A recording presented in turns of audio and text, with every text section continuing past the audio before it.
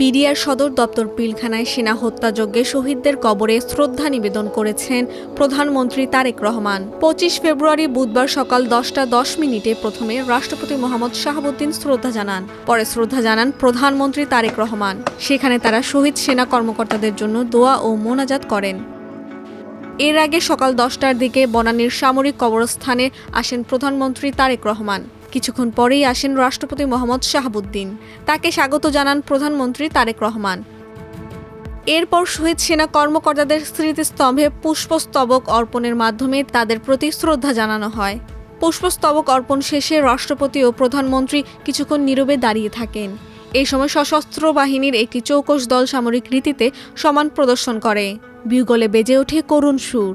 এরপর তারা শহীদদের রুহের মাগফিরাত কামনা করে বিশেষ মোনাজাতে অংশ নেন।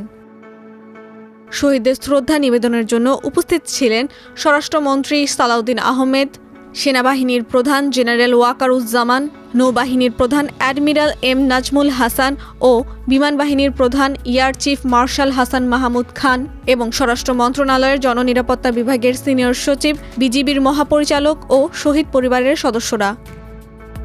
2009 সালের এই দিনে বিডিআর সদর দপ্তর পিলখানায় সেনা হত্যাযজ্ঞ সংঘটিত হয়েছিল। হত্যাযজ্ঞে 57 জন সেনা কর্মকর্তা সহ 74 জন শহীদ হয়েছিলেন।